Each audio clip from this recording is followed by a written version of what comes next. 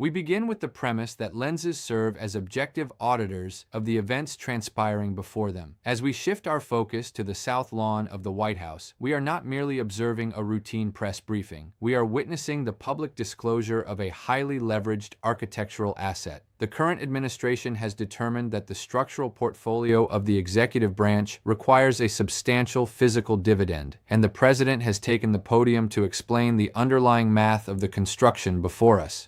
If you direct your attention to the upper elevations of this new facility, you will notice a distinct deviation from standard municipal design.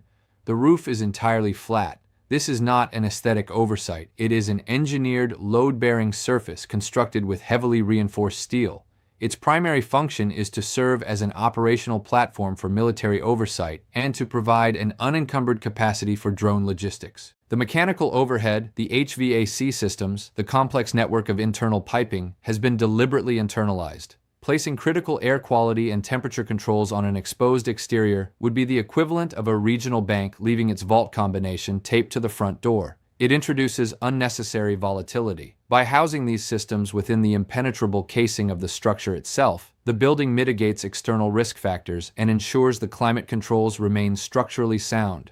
The facade represents a permanent capital improvement, one that the administration asserts is historically unprecedented from a cost-benefit standpoint.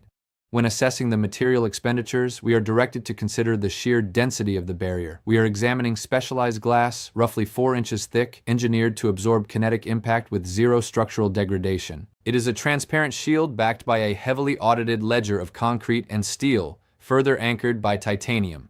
Titanium, as any structural engineer will confirm, offers a strength-to-weight ratio that makes standard commercial steel look like a municipal bond in a bear market. From a financial perspective, the core of this construction is framed as an off-balance sheet injection. The executive asserts that taxpayer capital has been entirely insulated from the primary project. The equity is reportedly sourced from personal and donor capital, categorized on the books as a tax-free gift to the United States. While standard congressional appropriations are actively funding the expanded security perimeter, the newly installed, deeply anchored iron fencing that renders unauthorized bulldozer access statistically improbable, the facility itself is billed as a private grant to the public trust. For a century and a half, the executive branch has operated at a logistical deficit when hosting large-scale diplomatic conventions. The historical workaround has been to erect temporary tents on the South Lawn. Relying on a tent pitched over a wetland is much like a local baker attempting to underwrite a town's economic collapse with a single loaf of bread. When the rain inevitably arrives, the water table rises, the ground yields, and the entire enterprise is liquidated into the mud. This new facility corrects that historical deficit. It removes the highly volatile overhead of temporary structures and eliminates the hazard of multi-unit residential overlap, guaranteeing that no private citizens are residing directly above a geopolitical convention. Architecturally, the facility diversifies its visual assets. One facade adheres to classical Greek geometry, directly engaging the Treasury Building and the Washington Monument. The alternate facade adopts Roman principles, favoring the flat roof system over the triangular pediment. However, the true valuation of this building is not found at the surface level, but in its excavation. The structure extends 6 stories deep into the earth. It is an intricately knit subterranean ecosystem. This is not simply a ballroom constructed on a 2-dimensional plane. It is an operational bunker housing a medical triage center, military research facilities, and strategically elevated sniper perches. The ballroom itself functions as the architectural shield, a hardened canopy protecting the 6-story depth of the operation below. If you fail to implement the drone proofing and the missile proofing at the highest elevation, the underlying assets are rendered insolvent. The vertical integration here is absolute. You cannot construct the lower floors without the protective yield of the roof. There are naturally questions from the press regarding the capital structure of the surrounding security enhancements, but the administration remains methodical in its accounting.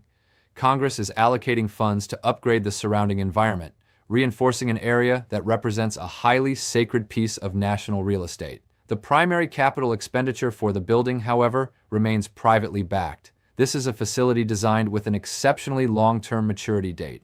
The current executive will occupy the space for a matter of months upon completion, leaving the asset to amortize over hundreds of years for future administrations.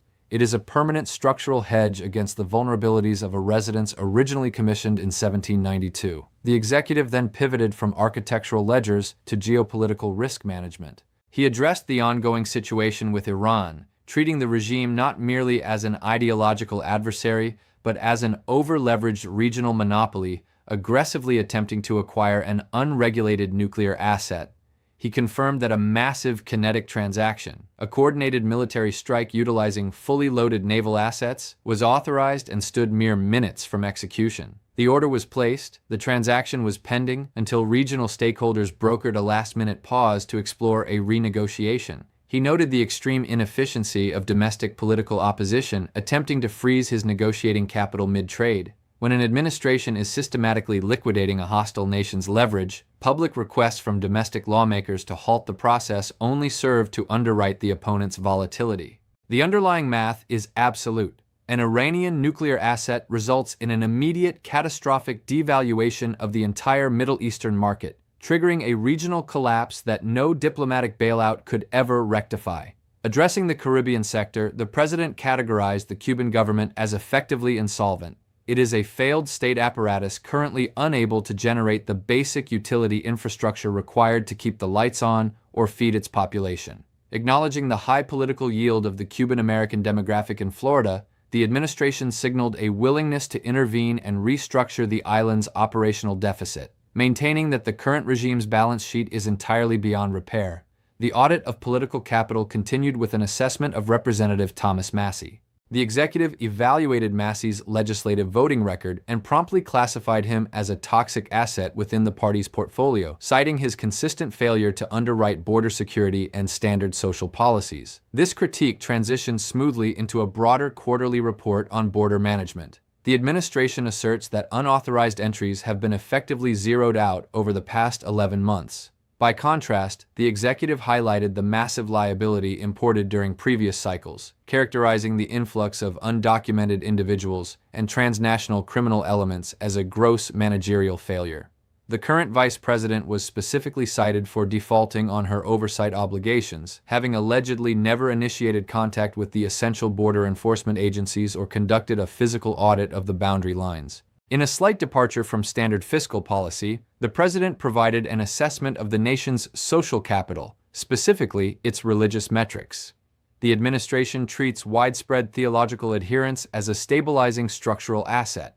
The applied behavioral economics suggests that a heightened investment in faith-based infrastructure naturally correlates with a downward trend in municipal crime rates.